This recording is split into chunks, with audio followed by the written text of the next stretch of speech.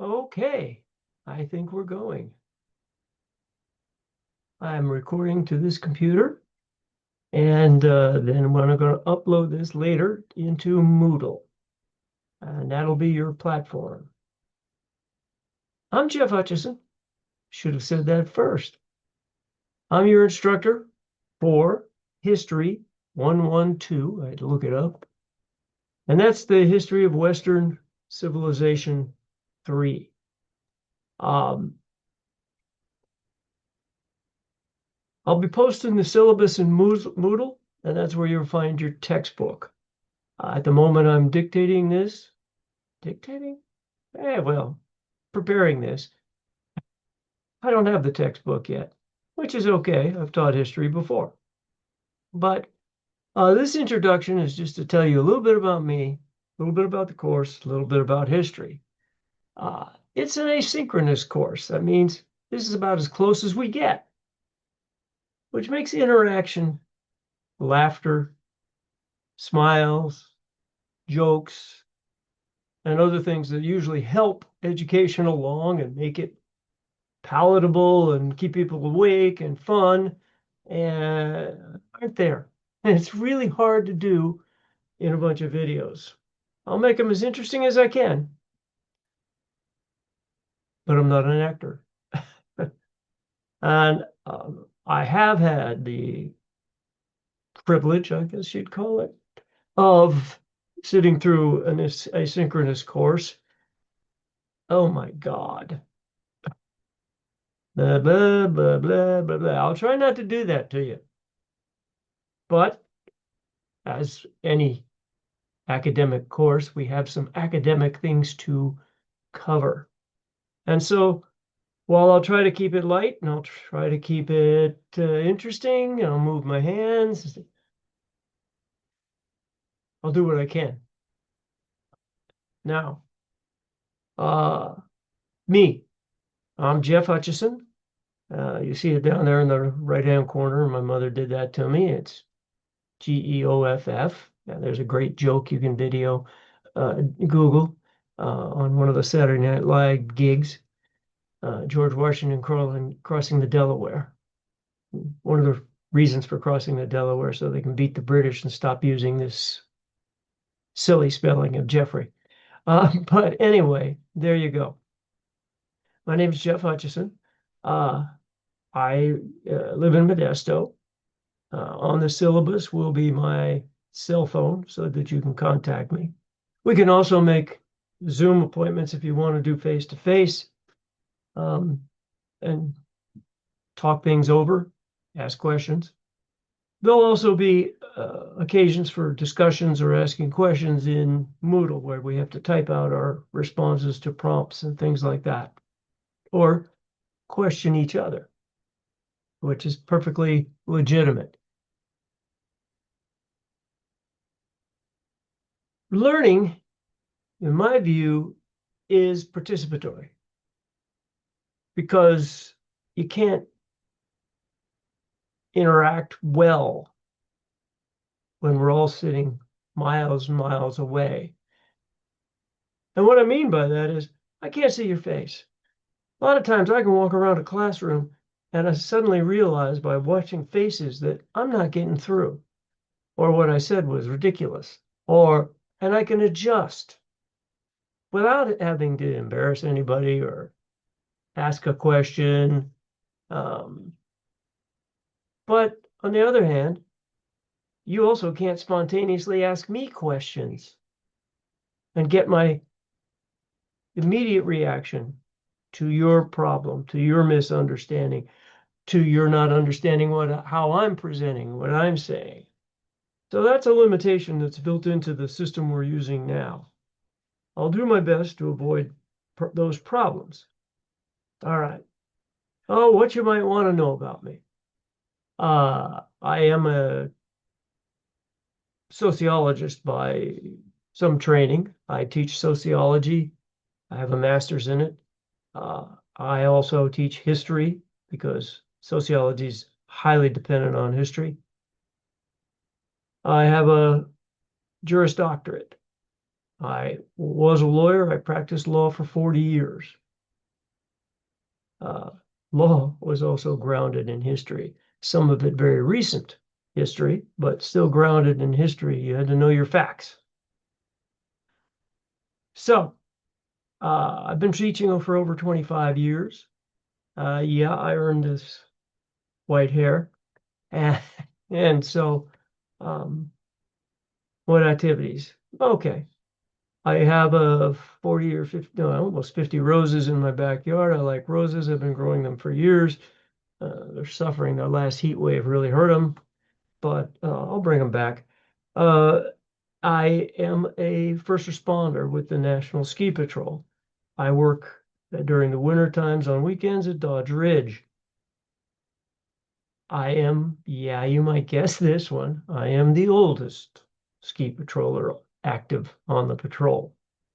And yes, I still have the capability. If you get hurt, I can bring you from the top of the mountain to the bottom safely. Uh, I read a lot, including mostly history. That's what seems to grab my interest most of the time. Um, I have 4 kids, 3 grandkids, 4 grandkids. Whoa, that was a mistake. One of those grandkids is mine. We adopted, so she's my child. I have a 14-year-old who lives at home. She's a barrel racer. We have a horse. Uh, Other hobby of mine is golf. Uh, you can say I play golf. Nah, I play at it. Let's put it that way. I take more than one ball with me. Because some of them aren't coming home. We'll leave it at that. Uh, what do you else want? What you want to know? Yeah, I'm an old guy. A lot of this history, especially in the 20th century, I lived it. I'm 78 years old, particularly after World War II. So we take this class. It says beginning at the Industrial Revolution on the syllabus. Well, we really have to push back. One of the hardest things I have to figure out is where to start. And that's because history is a continuum. The events don't happen in a vacuum. They don't just, oh, there's the Industrial Revolution. Everything else stopped. Let's just start the Industrial Revolution. It doesn't work that way. So I'm going to work my way into it by going a little bit back, a little bit farther. The Industrial Revolution started in roughly 1780, you could argue, and through 1850 or 60. But it was also a slow development. You know, early man developed technology. Technology is not new. How can I do it? A lever. I know that's a pen, but you get the idea. A lever on a fulcrum is technology. A shovel is technology. The wheel was technology. All those things that make man's life easier are technology. The Industrial Revolution vastly increased production. Okay. So we have to work into it. What was it like? For example, why didn't Europe, all of Europe, really develop through the Industrial Revolution? Well, they were busy with Napoleon, among other things. Great Britain managed to mostly stay out of Napoleon. And of course, the American colonies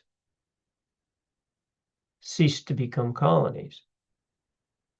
And then there was a French Revolution. And so there was massive changes going on that interfered in some ways with the development of the Industrial Revolution. But we'll get to that. If you're looking at my background, it is my background. It is the office where I work at home. most of the books on the shelf, that middle shelf on the, how do I point? There we go. Middle shelf over here. It's mostly the novels that my wife reads. So I don't have any, I can put fancy backgrounds on, but I'll just leave it at that. And hopefully you're satisfied with it. Now, I wanted to tell you some other things, but let's keep this rolling. So, okay, why? Let me give you some principles of history. Yeah, I have notes.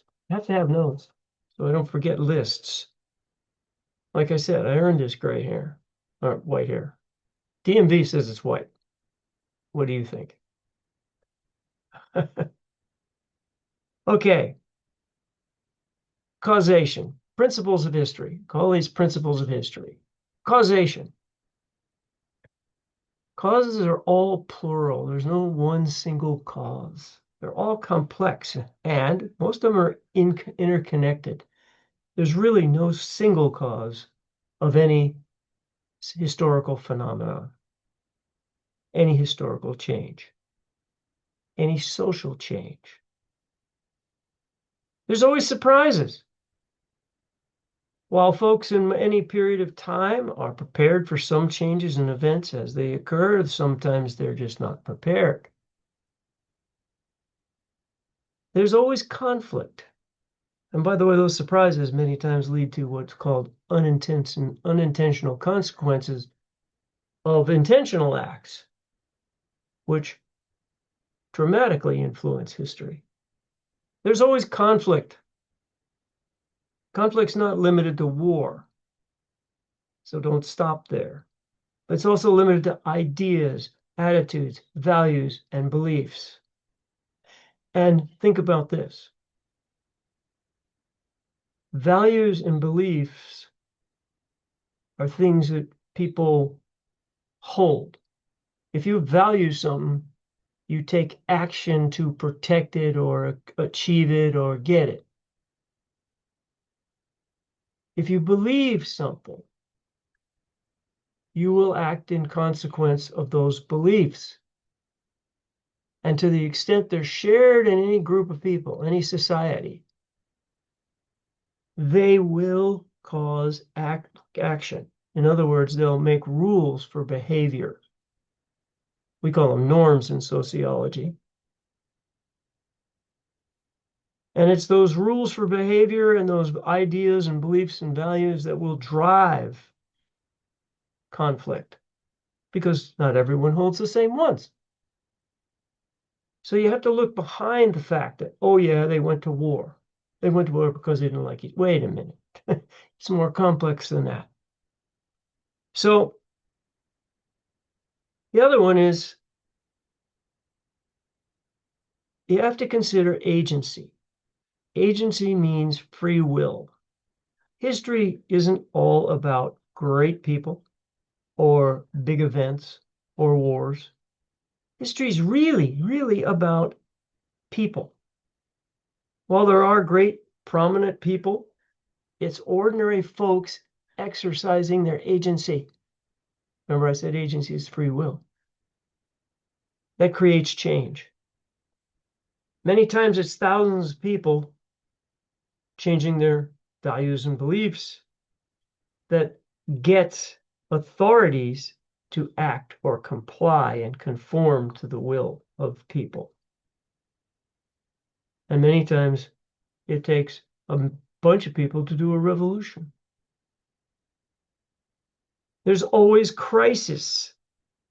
And crisis usually leads to breaks in tradition, the usual way of doing things. Social change. Sometimes it's traumatic. Choices. Number 6, choices. Nothing is inevitable. Change, and therefore history, is driven by people and the choices they make. It's only afterwards that we look back over our shoulder and say, oh, That was probably inevitable. It's hindsight that makes it inevitable. It wasn't inevitable before. We could have made different choices. So when you analyze history, analyze it in terms of the choices people are making. What are people supporting? What are they valuing? Okay. And think about the relevance. James Baldwin said, the great farce, pardon me, force of history.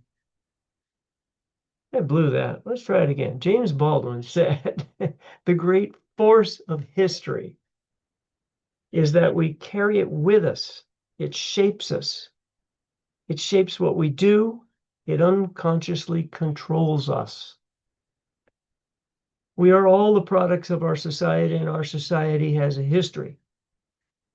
It's that history that helps contribute to who we are, how we think, right down to how we carry ourselves, how we walk, how we interact with other people. Another historian said history is what we are made of.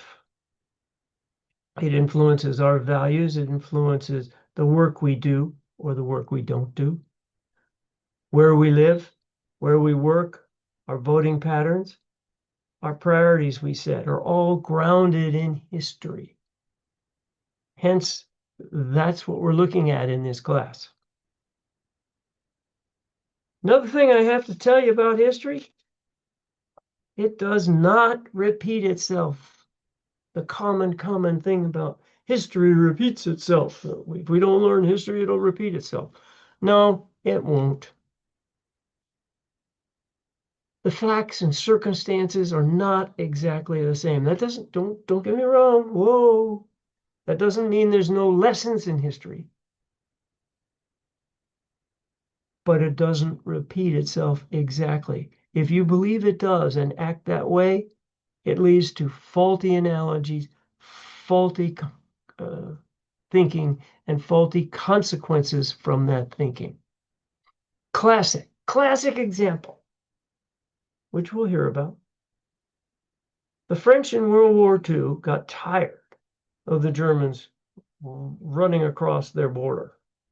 And so they built something called the Maginot Line, which was a very elaborate series of trenches and fortifications and blockhouses with the newly invented machine guns and cannons and other stuff, and dining halls for thousands of troops, and very prepared all along their border with Germany. By World War II, 20 years later, the airplane.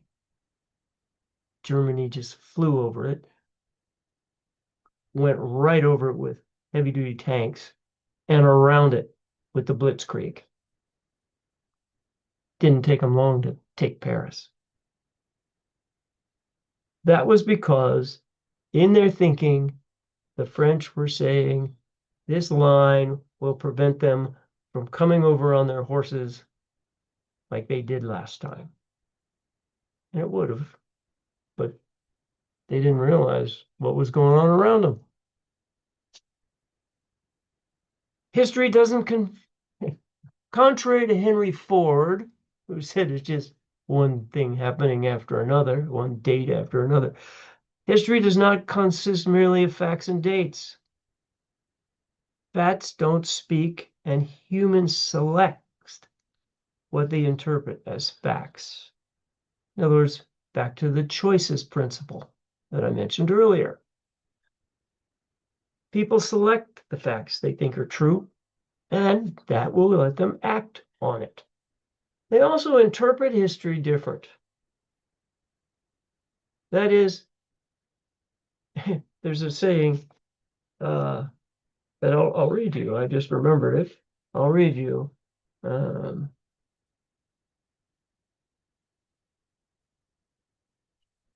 It might be a good idea if the various countries of the world would occasionally swap history books just to see what the other people are doing with the same set of facts.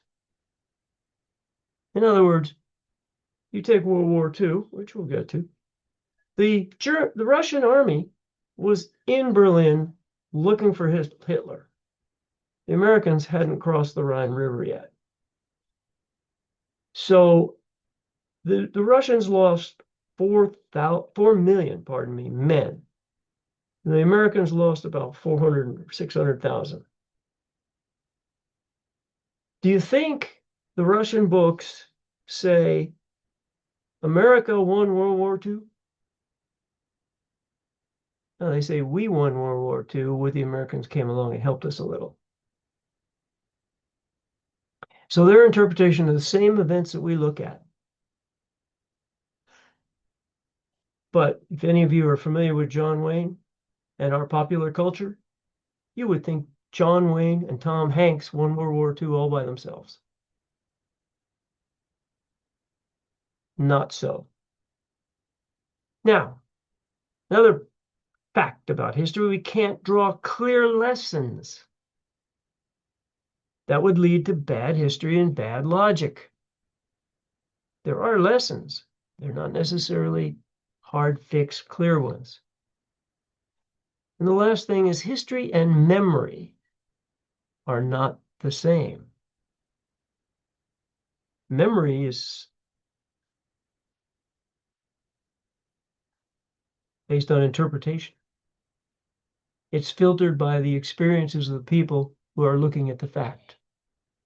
There's even in the legal field a jury instructions that's read to jurors before they deliberate a case.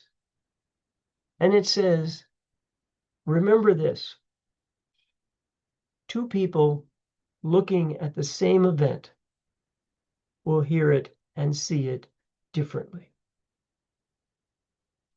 In other words, just because they differ doesn't mean they're lying.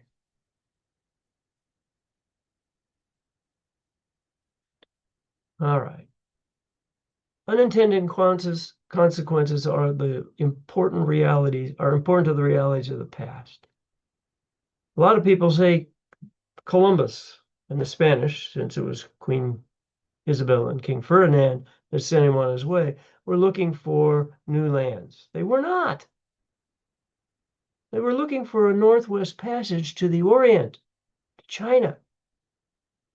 They had no idea he would run into 2 big continents in his way. There were reasons for that, historical reasons for that. Why did they want to get there? Well, as early as 1260, Marco Polo and his uncle and his father took off on 24 years of exploring China and India and other parts of the Middle East. They came back to the Venetian Republic from which they traveled, and they brought back a lot of things people couldn't otherwise get and soon developed a taste for, things they wanted. And they became quite stinky rich and powerful.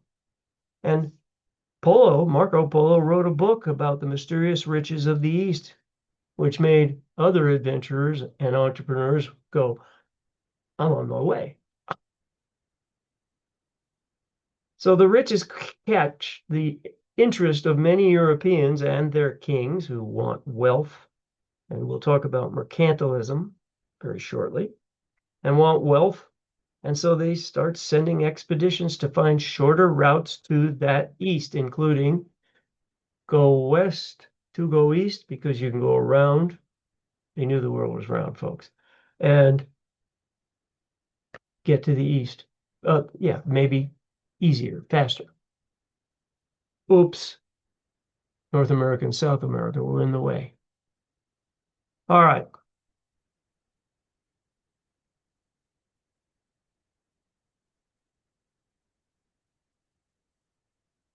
Another thing I want you to keep in mind is that it's incorrect to believe that freedom or liberty are universal values. So folks tend to agree and support historians throughout history.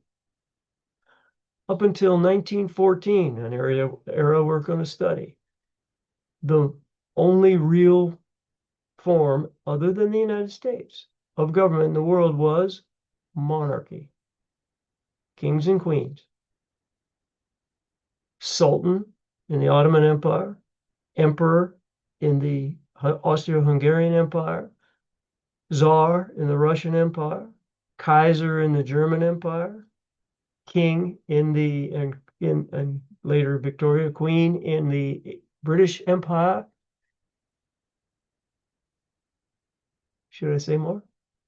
You get the idea. How about emperor in Chinese Empire, Japanese Empire, Emperor of the Sun? And they developed these empires through colonialization, taking over weaker parts. And we'll explain why in a little bit. So the real universal value is power. And it becomes justified through ideologies such as nationalism, romanticism, liberalism, conservatism.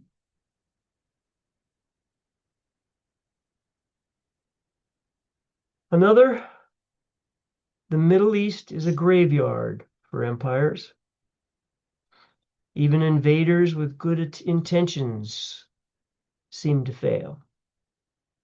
The British Empire failed, the Persian Empire failed, the Russians in Afghanistan failed, and lately, the Americans didn't do so well.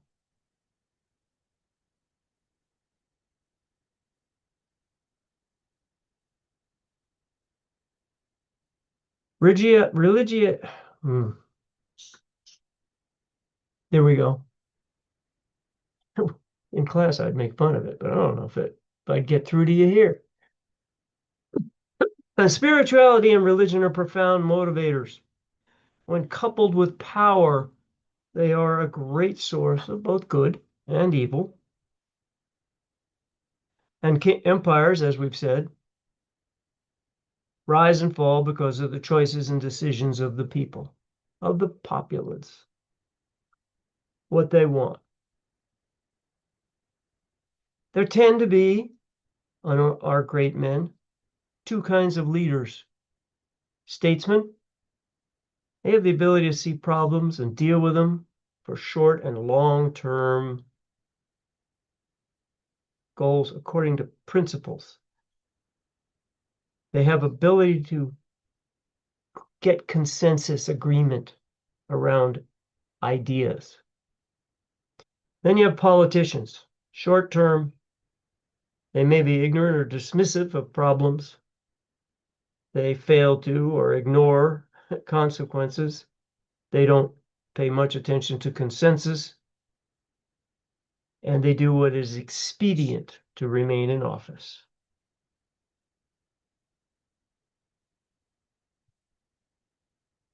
We think it might be unique if the United States would learn from history.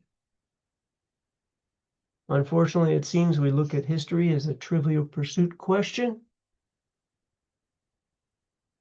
And we really need some wisdom, how to apply history to our current circumstances, even though history does not precisely repeat itself. A great example that would have been in the last, well, it's in this one, I guess, indirectly. 1780, yeah. Framers of the Constitution used history to make decisions. They were well aware of the Athens and Roman city-states and their democracy and how it worked or didn't work. And they also came up with the idea of a republic and said, we're going to try it. Political philosophers would tell you the republic could only govern a small area.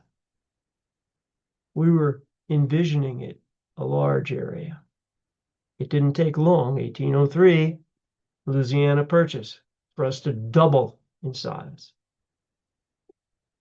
All right, those are some observations. Let me give you a sense, just a sense.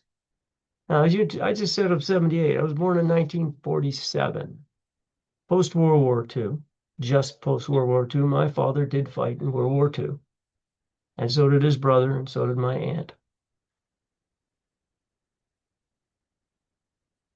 But here's an interesting one to give you a sense that history is not far away from us. John Tyler Sr.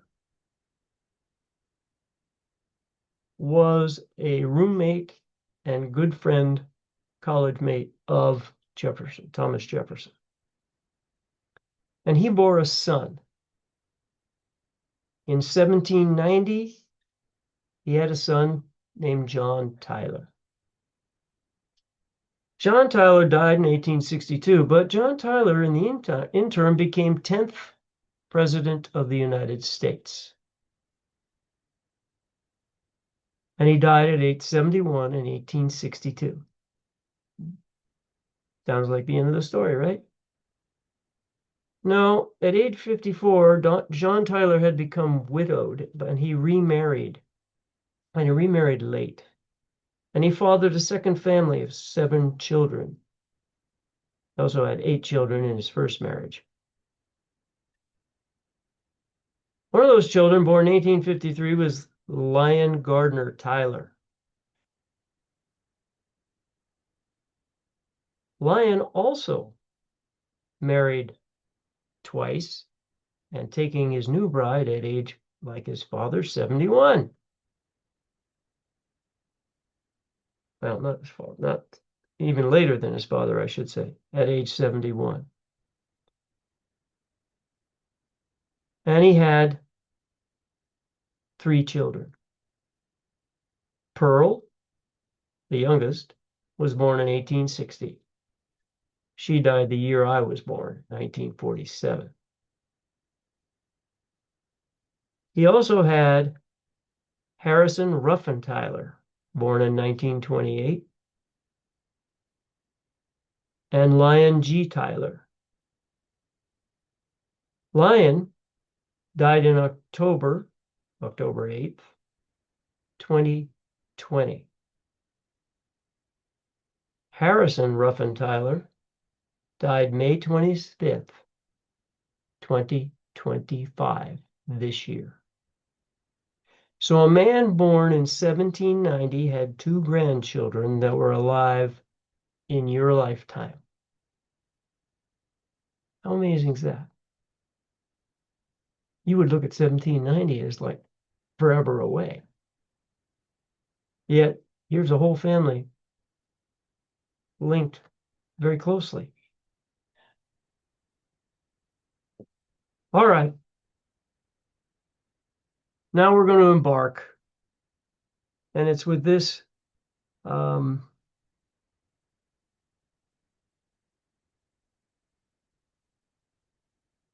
thought. Ariel Durant, an American historian, once wrote, "Only a fool would try to encompass 100 centuries into 100 pages of hazardous conclusions." We proceed. Well, we're not doing 100 centuries, but we are doing 2 centuries and lots of activity and lots of social, political, and economic change. And we proceed. All right, that's it. Hope you enjoyed the introduction. We're going to go to the next video, and this is all going to be in week 1. You keep going until I say that's the end of this week.